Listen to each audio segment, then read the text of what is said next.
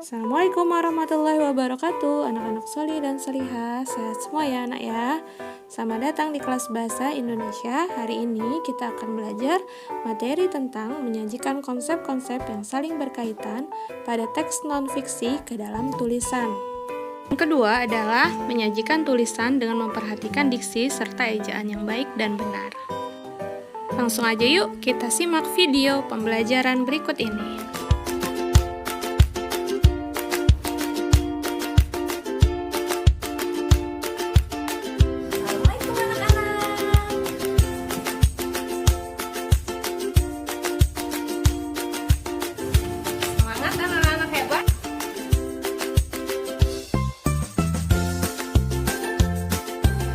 Sudah siap belajar hari ini?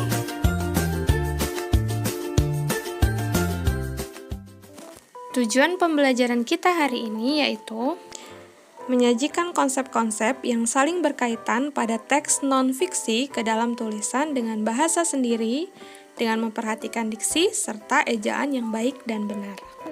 Di pertemuan sebelumnya, anak-anak sudah belajar bagaimana menemukan informasi penting dalam teks non-fiksi, ya kan? Nah, itu berupa konsep-konsep yang saling berkaitan. Nah, sekarang anak-anak akan belajar menyajikan konsep-konsep tersebut ke dalam tulisan dengan bahasamu sendiri. Nah, anak-anak, sekarang buka buku paket kalian di halaman 99 ada sebuah tulisan non-fiksi Umi bacakan. Dari kalimat pertama sampai kalimat terakhir ya. Permainan egrang merupakan salah satu permainan tradisional di Indonesia. Egrang terbuat dari bambu yang dipotong sama panjang dan diberi pijakan pada ketinggian tertentu.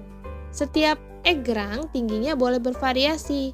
Selain untuk bermain, egrang biasanya digunakan sebagai permainan dalam perlombaan atau kompetisi.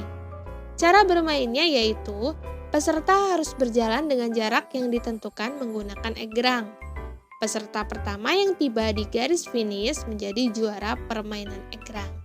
Oke anak-anak, kita analisis dari kalimat pertama sampai kalimat terakhir. Kita akan bisa menemukan konsep-konsep yang saling berkaitan. Nah anak-anak, dari teks yang tadi dibacakan, kita akan menemukan 6 konsep yang terdapat di dalamnya. Yang pertama, egrang merupakan permainan tradisional. Kedua, bahan pembuat egrang. 3, cara membuat egrang. 4, waktu egrang dimainkan. Yang kelima, cara bermain egrang dalam suatu perlombaan. Dan keenam, juara perlombaan egrang.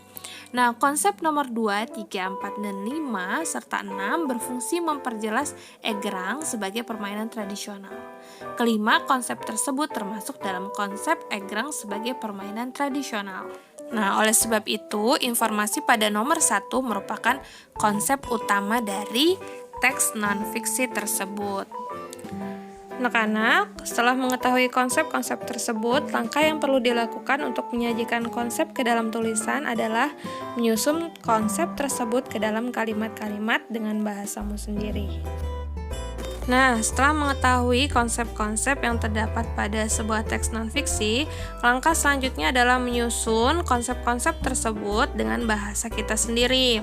Seperti konsep pertama, kita susun salah satu permainan tradisional yaitu egrang. Ini contoh ya nak ya. Nah, konsep yang kedua, bahan pembuat egrang kita rangkai. Misalnya dengan kata-kata bambu merupakan bahan utama pembuat egrang.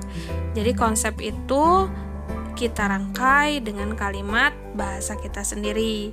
Yang ketiga adalah cara membuat egrang. Kita rangkai lagi, egrang berbentuk sepasang bambu panjang dengan tinggi yang bervariasi dan diberi pijakan. Konsep keempat, waktu egrang dimainkan. Ini dituliskan egrang biasanya dimainkan dalam perlombaan. Terus yang konsep kelima, cara bermain egrang dalam suatu perlombaan, kita tulis di sini, dalam lomba egrang peserta harus berjalan dengan jarak yang ditentukan menggunakan egrang. Nah, konsep kelima yaitu konsep keenam, juara perlombaan egrang. Di sini ditulis peserta pertama yang tiba di garis finish menjadi juara permainan egrang dalam perlombaan. Ya, itu dengan bahasa kita sendiri. Nah, terlihat perbedaannya dari teks non-fiksi awal dengan teks yang kita ubah dengan bahasa kita sendiri. Selanjutnya adalah menyajikan tulisan dengan memperhatikan diksi serta ejaan yang baik dan benar. Syarat tulisan itu baik harus memperhatikan diksi dan ejaan. Diksi adalah pilihan kata di dalam tulisan yang digunakan untuk memberi makna sesuai dengan keinginan penulis. Anak-anak soli dan soliha, ingat, saat membuat suatu tulisan, diksi yang digunakan harus sesuai dengan konteks kalimat pada teks non-fiksi. Yang kedua adalah, perhatikan apakah diksi yang kamu gunakan sudah sesuai dengan yang tertera dalam Kamus Besar Bahasa Indonesia atau KBBI. Apakah pilihan kata yang digunakan menggunakan kata baku atau tidak. Selain diksi, ejaan juga perlu diperhatikan. Ejaan ini yang berkaitan dengan penggunaan tanda baca, koma, titik, tanda seru, dan lain sebagainya. Penggunaan huruf kapital, huruf besar, huruf kecil ya. Ingat, yang mana yang harusnya huruf besar, yang mana harusnya huruf kecil, itu diperhatikan. Dan penulisan kata yang sesuai dengan Kamus Besar Bahasa Indonesia. Baik anak-anak, alhamdulillah pembelajaran kita hari ini sudah selesai. Semoga anak-anak paham dengan materi hari ini.